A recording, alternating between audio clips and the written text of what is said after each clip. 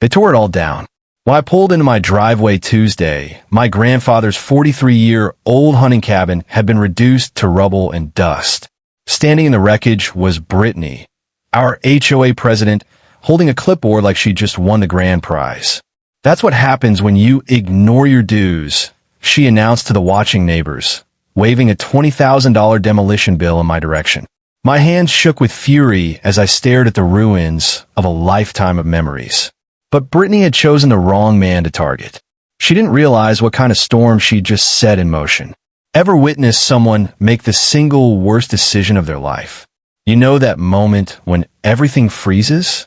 When you're driving home, thinking about dinner, or wondering if you remembered to record your favorite show, and then you pull into your driveway, and reality hits you like a punch in the chest.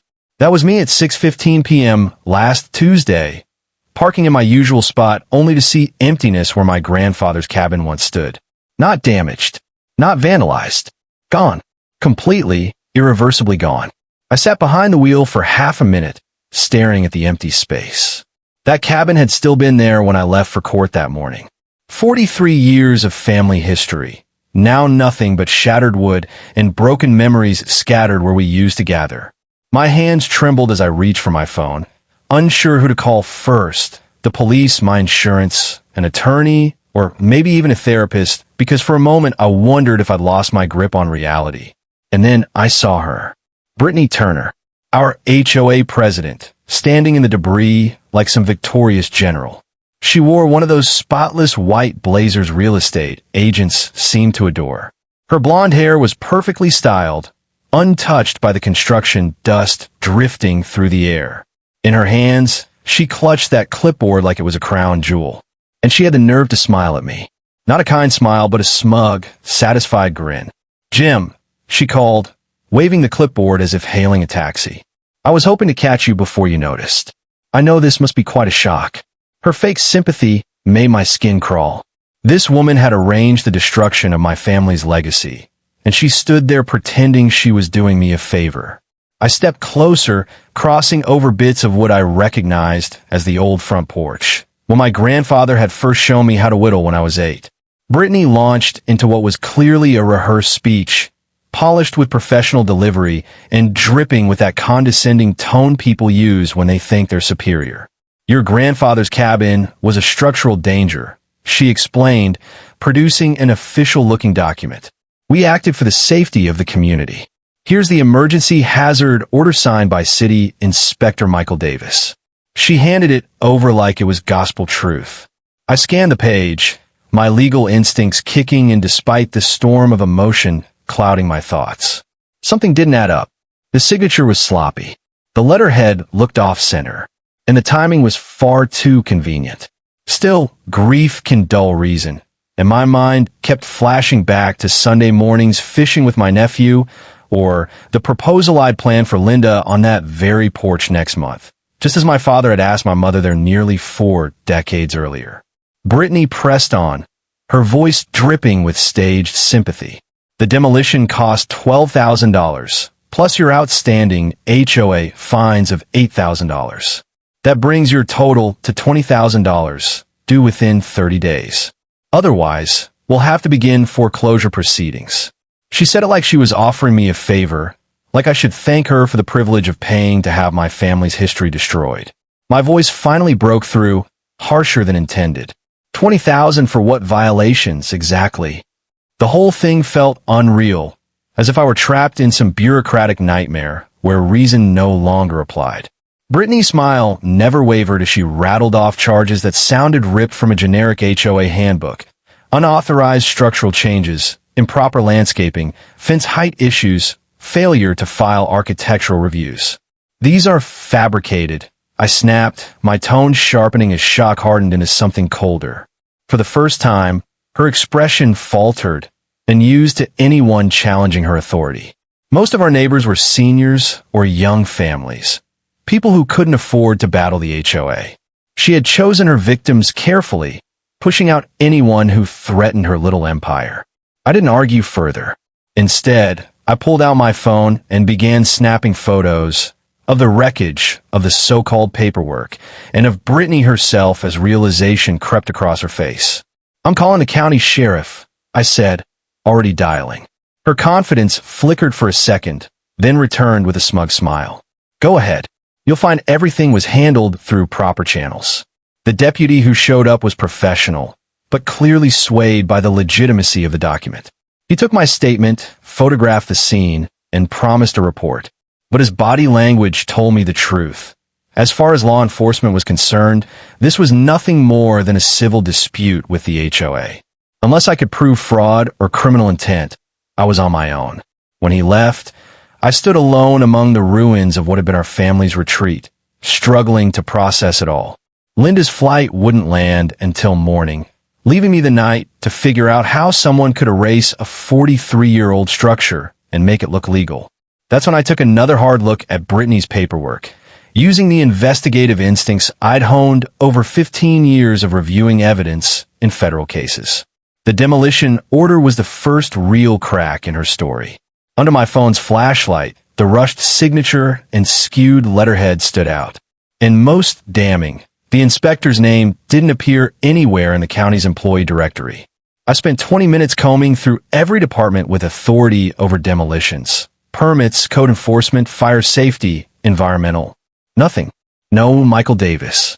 I called Linda, put her on speaker as I paced the debris. "They destroyed Grandpa's cabin," I said flatly. Her sharp gasp told me everything about how hard the news hit. "I'm flying home first thing tomorrow," she replied after a long silence. "Don't sign anything. Don't pay anything. Don't trust a word they've said until we've gone over it together." As darkness closed in, I studied the order again. The name, Michael Davis, glared back at me. And here's the thing. After years on the federal bench, you develop instincts about documents. And this one reeked. The realization hit me like a freight train. If Michael Davis didn't exist, the order was fraudulent. And if the order was fraudulent, then Brittany Turner had just committed a felony that could land her in prison for a long time. And if she thought she could shake down some government worker for $20,000 in the process, she had no idea who she was dealing with. I stared at the signature once more, my voice barely above a whisper as the weight of it sank in. If Michael Davis isn't real, I muttered to the empty lot, then who the hell authorized this? The question hung heavy in the night, as if waiting for an answer that would change everything. By 9 o'clock the next morning, I was at the county courthouse. With Linda's legal knowledge and my own experience dissecting shady paperwork, I handed the order to Margaret, the county clerk who'd managed property records since the 80s.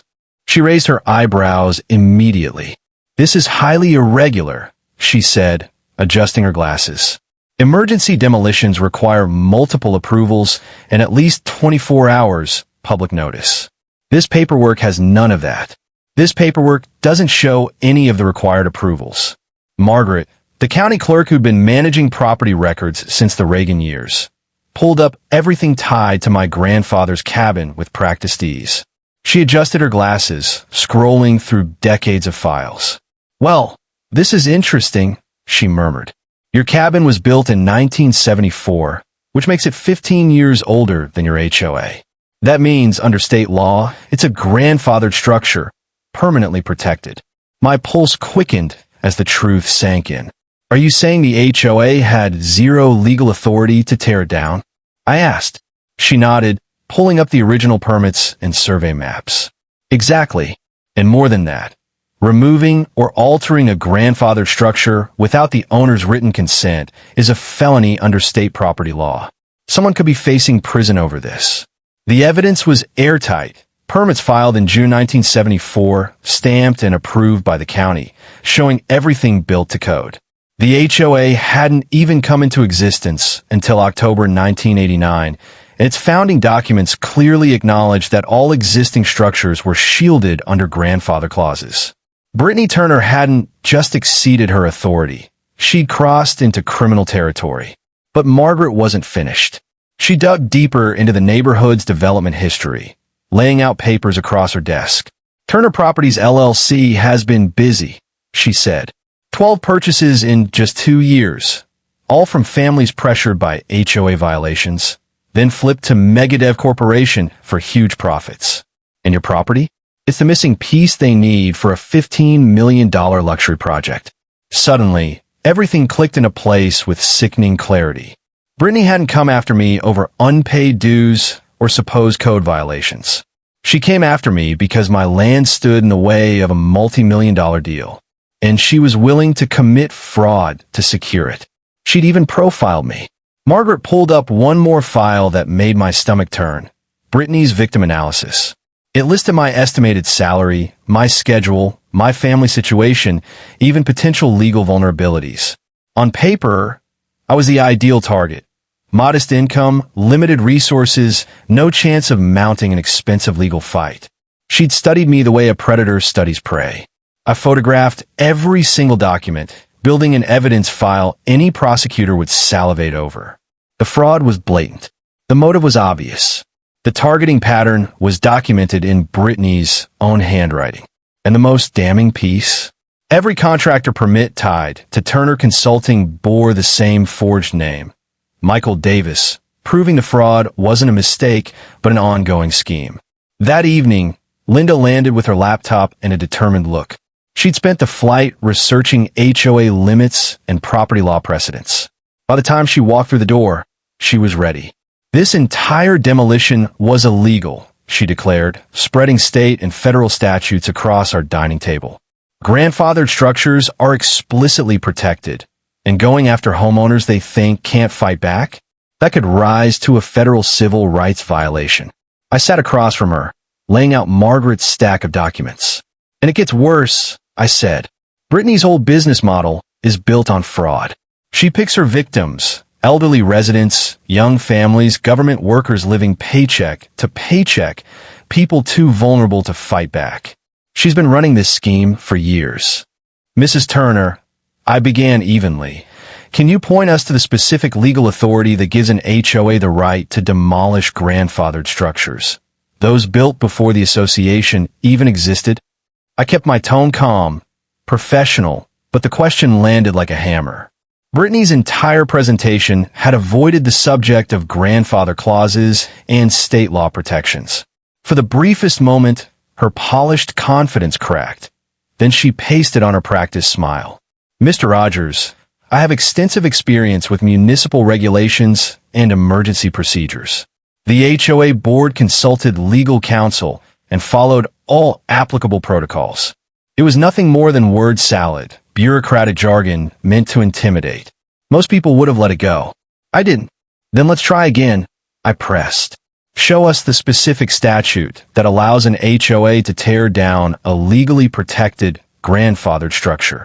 The room went still. Her entire case rested on the false assumption that my cabin fell under current HOA rules. She had never prepared for the one fact that made her actions outright illegal. All structures inside HOA boundaries must comply with current safety standards, she insisted. But her voice lacked the same strength as before. Community safety overrides historical considerations. She was improvising now, and that was dangerous for her. I pulled out my phone and projected the property records I'd photographed at the courthouse. That's interesting, because according to these records, my cabin was built in 1974, 15 years before the HOA existed. It's explicitly protected under state grandfather clauses. The permit is still valid. The original construction was county approved. There is no expiration date. I tilted the screen so the closest neighbors could see. The shift in the crowd was instant. People who had been nodding along with Brittany began whispering, frowning, glancing at one another with unease. Mrs. Patterson, an elderly neighbor whose late husband had been close friends with my grandfather, rose slowly. Are you saying Jim's cabin was completely legal, and you tore it down anyway? Her voice carried the weight of decades in the community. Brittany's mask slipped. Instead of addressing the law, she lashed out. Mr. Rogers thinks his government position makes him untouchable. Some people believe the rules don't apply to them just because they work downtown. The air chilled. Neighbors were no longer seeing a leader.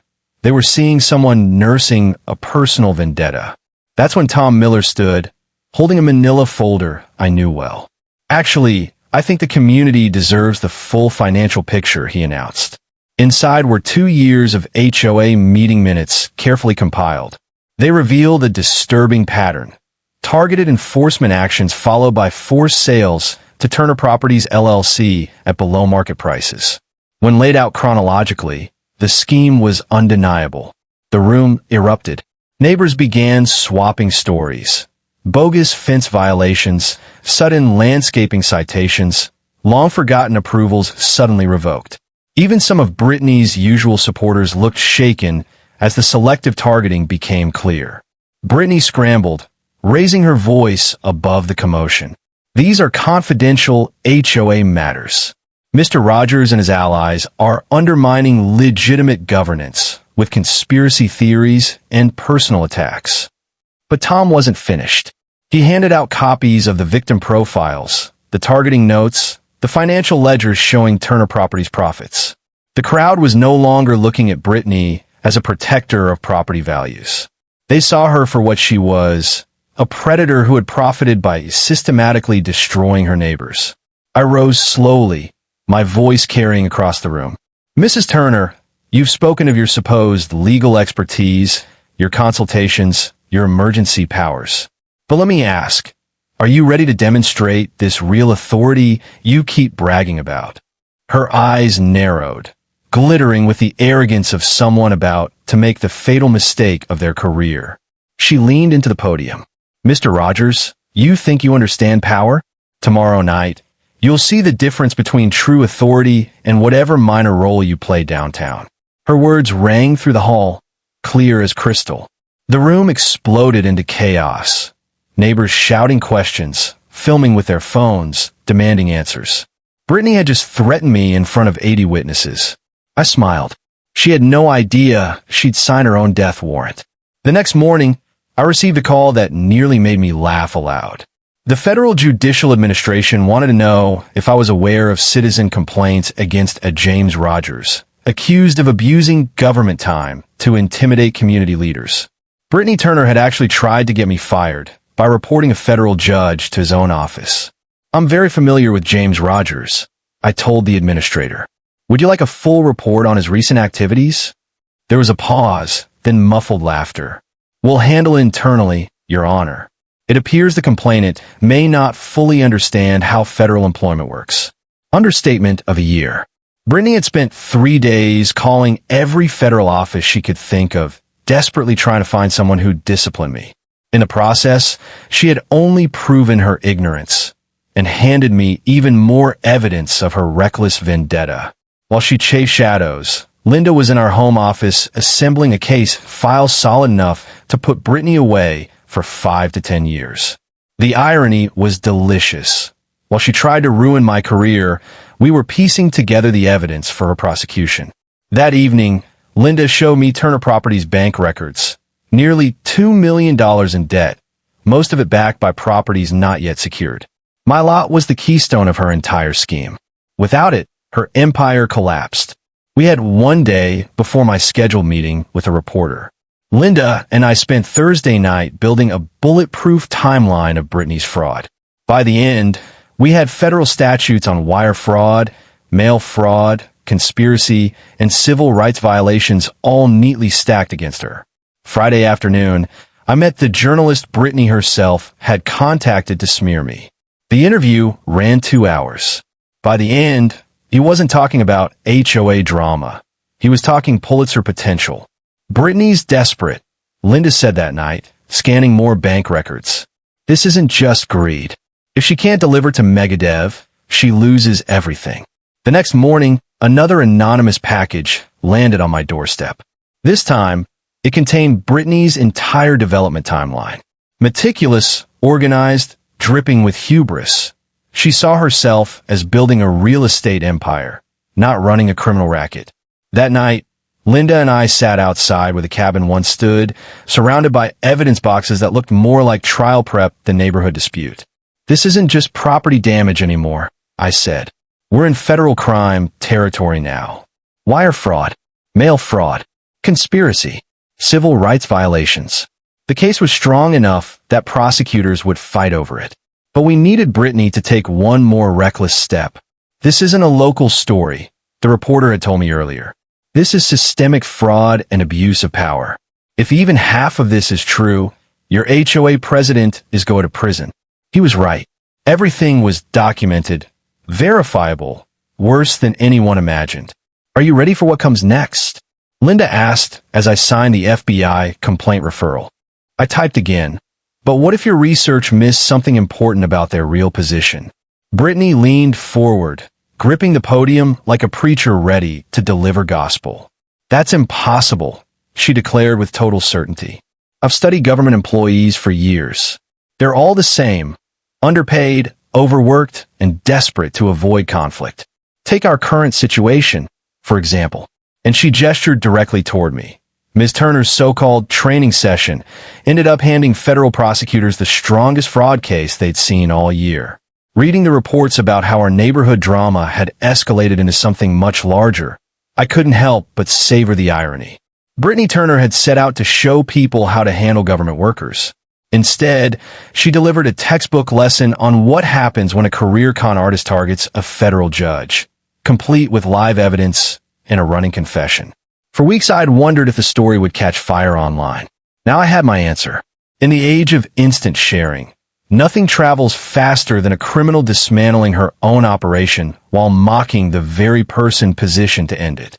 Brittany wanted internet fame, and she got it. Just not the kind she could spin to her advantage. By the time I was preparing for what promised to be the most gratifying trial of my judicial career, it was obvious that her seminar had taught everyone a powerful lesson about authority and accountability. Friday night, she bragged about proving real power against my supposed low-level job. In the end, she did exactly that. Only the punchline wasn't hers. 6 months later, I found myself in a role I'd never imagined. Seated in the gallery of a federal courtroom while another judge presided over United States versus Brittany Turner, with me listed as the lead victim. Chief Judge Patricia Williams had drawn the case, and the spectacle rivaled the major corruption trials of 2 decades earlier. The irony was thick. Brittany's dream of teaching lessons on authority had finally come true. Only the classroom was a courtroom, and the subject matter was her crimes. The courthouse was bursting. Extra rooms had been outfitted with monitors for overflow crowds. Local outlets had tracked the case from the start, but once national media learned a federal judge had been the victim in a sprawling HOA fraud scheme, the narrative wrote itself. Neighborhood bully picks the wrong target, admits everything on camera, and winds up in federal court. Gone was the polished businesswoman from her infamous live stream. Brittany entered in an orange jumpsuit, shoulders slumped, a shadow of the woman who once strutted behind a podium explaining how to corner government employees. 3 law firms had already cycled through her defense as the charges multiplied. Wire fraud for coordinating across state lines, mail fraud for falsified notices, conspiracy to violate civil rights through systematic harassment, and racketeering for running what prosecutors rightly called a criminal enterprise in disguise. Judge Williams kept her composure, but even she seemed tested while reviewing footage of Brittany lecturing her victim, me, on how powerless I supposedly was. The prosecution's case was so airtight her lawyers stopped claiming innocence, pivoting instead to pleas for leniency about her rough upbringing and financial strain. Victim testimony destroyed any hope of sympathy. Families from 4 states described losing homes, savings, and faith in local governance. Seniors spoke of being pushed from properties passed down for generations. Young parents described ruined credit and forced relocations. Tom Miller revealed how Brittany had pressured him to spy on neighbors under threat of fabricated violations. Mrs. Patterson delivered a moving history of how our neighborhood's traditions were shredded by someone confusing fear for leadership. But Linda's testimony hit hardest. Speaking both as my wife and as a seasoned corporate attorney, she dissected Brittany's tactics with surgical clarity, proving the fraud wasn't random, but a sophisticated operation generating millions in illicit profit. Jurors scribbled notes furiously. Still, the most damning evidence was the very video that had set everything in motion. The jury watched Brittany smugly explain her harassment system to a federal judge, In her own words, on tape. No defense could erase that. Her team tried an entrapment claim, but Judge Williams quickly dismissed it. Entrapment requires the government to lure someone in a crime, not simply let them confess on camera to years of illegal behavior. Sentencing brought the closure everyone craved. Guidelines suggested 5 to 7 years, but Judge Williams went beyond them, citing the sheer scale of harm, the number of victims, and Brittany's breathtaking arrogance. The final tally: 5 years in prison, 3 years supervised release, restitution exceeding $1.8 million, and a lifetime ban for fiduciary roles.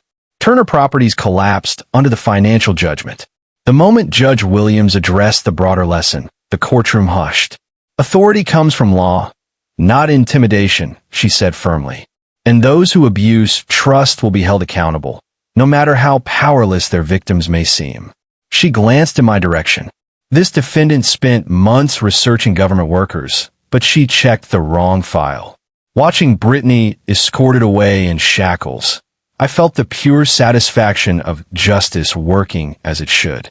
The woman who demolished my family's cabin while mocking government employees had been brought down by the very government she underestimated.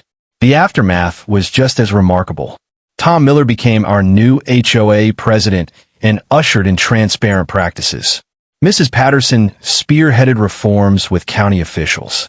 Linda and I founded the Grandfather's Compass Foundation with restitution funds, providing legal aid to families battling HOA abuse. Our first case helped a veteran in Arizona against a president almost identical to Brittany. What had started as personal tragedy now fueled nationwide change. 2 years later, sitting on the porch of our rebuilt cabin, I held my grandfather's restored compass and watched the sun set over the lake. The new home, raised with the help of neighbors once divided, had become a monument to resilience. A neighbor passed by and chuckled, "Hey Jim, remember when she called you government boy?" I grinned, nodding at the plaque by the steps. In memory of Grandfather Rogers, some things rebuilt come back stronger. Beneath it, Grandfather's Compass Foundation, helping communities navigate justice. Our neighborhood had become a model of accountability.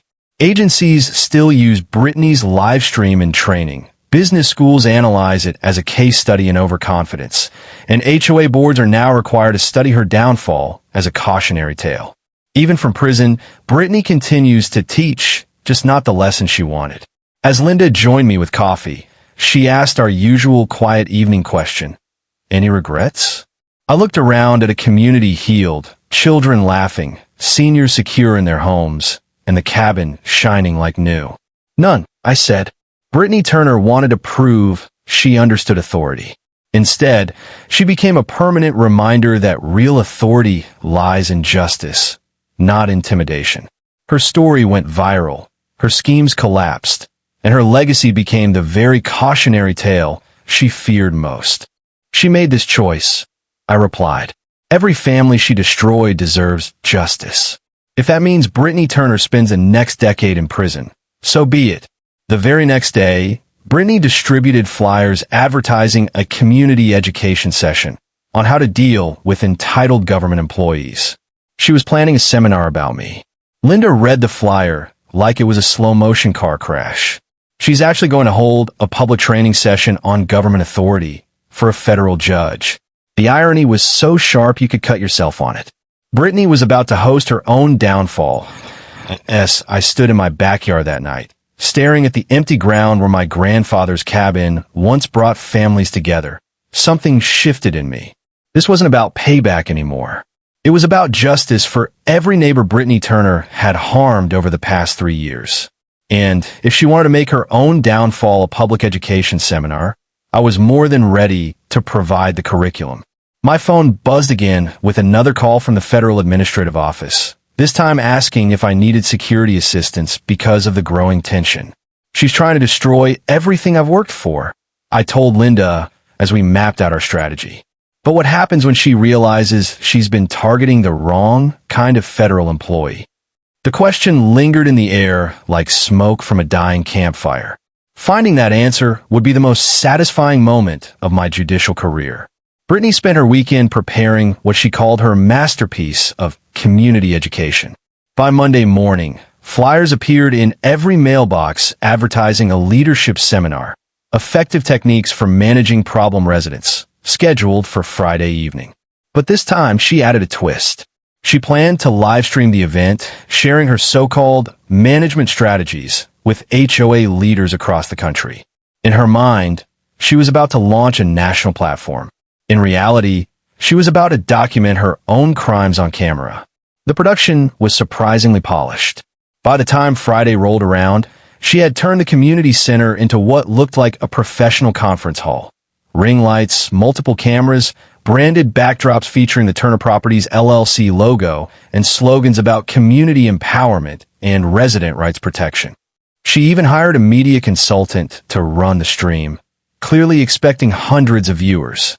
To her, this was the birth of a consulting business. To me, it was evidence collection. Tuesday morning, Linda found me in the home office reviewing Brittany's glossy promotional materials with the same focus I usually reserve for death penalty evidence files. "She's treating this like a TED Talk," Linda said, handing me a detailed agenda Brittany had circulated. The topics read like a playbook for federal crimes.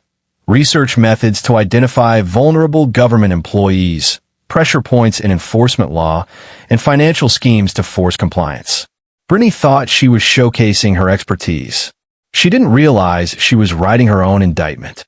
Even more telling was her confidence. She had been personally calling neighbors all weekend, urging them to attend, and promising a live demonstration of how to handle entitled government employees. According to Tom Miller, who had become our unofficial intelligence source, Brittany was bragging about her knowledge of federal employment structures and her supposed allies in city government. She actually believed she understood my world. That night over dinner, Linda and I finalized our counterplan. We would create an anonymous account, Truth Seeker 2024, to join the live stream chat. The idea was simple but devastating. I'd ask carefully crafted questions that pushed Brittany to explain her tactics in detail, letting her confess her own crimes in front of hundreds of witnesses. By the time she realized what was happening, the damage would be irreversible. On Wednesday, Brittany doubled down. She released a slick promotional video highlighting her credentials as a community protection specialist and showing staged before and after property photos. There were even fake testimonials praising her leadership. Notably absent, of course, were comments from the family she had forced into foreclosure. While she polished her public image, Linda spent the afternoon building an emergency contact tree. Federal prosecutors, FBI agents, financial crimes investigators, and journalists who would be very interested in what Brittany was about to reveal. "This will either be the most satisfying moment of your career," Linda told me, "or the most spectacular case of self-destruction ever streamed online." By Thursday evening, we were running what felt like a full prosecution strategy session. Every piece of Brittany's scheme had been categorized into prosecutable evidence: wire fraud, mail fraud, conspiracy, civil rights violations. Normally criminals tried to cover their tracks. Brittany was about to broadcast hers live. Friday morning brought one last twist. Brittany issued a press release inviting local reporters to her seminar, promising to demonstrate proper leadership strategies for dealing with government overreach. She wasn't just live streaming her conspiracy anymore. She was advertising it to the media. That night, as Linda and I finalized our evidence and prepared for the showdown, I found myself remembering my grandfather's words. Justice isn't revenge, it's consequences. Brittany had chosen to build her empire by preying on vulnerable families. Tomorrow night, she was going to learn what real consequences look like. By the time 7 p.m. arrived, the buzz was electric. Neighbors rearranged weekend plans, some even hosting watch parties. Social media lit up with speculation. Local reporters teased coverage. Families from surrounding neighborhoods tuned in, not realizing they were about to witness the unraveling of a criminal enterprise. The community center looked like a TV studio. 80 residents filled folding chairs, another 40 tuned in online. Brittany had spared no expense. 3 cameras, professional lighting, a polished backdrop. She walked to the podium in a tailored navy suit, hair and makeup flawless, exuding the confidence of someone convinced she was untouchable. "Good evening, neighbors," she began, voice crisp and authoritative. "Tonight we're going to discuss an issue that affects every homeowner in America. How to handle entitled government employees who think their jobs exempt them from community standards." The livestream chat lit up instantly. Viewers sharing horror stories, residents asking questions. I pulled out my phone, logged into Truth Seeker 2024, and waited. For the first 10 minutes, Brittany delivered what sounded like a keynote address. Government employee psychology, community power structures, enforcement tactics. She even shared case studies of past victories, complete with photos of homes she had forced into compliance. Some longtime neighbors shifted uncomfortably, recognizing former residents in those slides. That was my cue. Truth Seeker 2024 here, I typed. What if the government employee you're targeting has more authority than your research shows? Brittany's face lit up as she read the question aloud. "Excellent question, Truth Seeker," she said, clicking to a slide titled Research and Assessment Strategies. "This is why thorough investigation is critical. I always examine income, job classification, and professional weaknesses before applying pressure." She was, in effect, confessing to systematic harassment.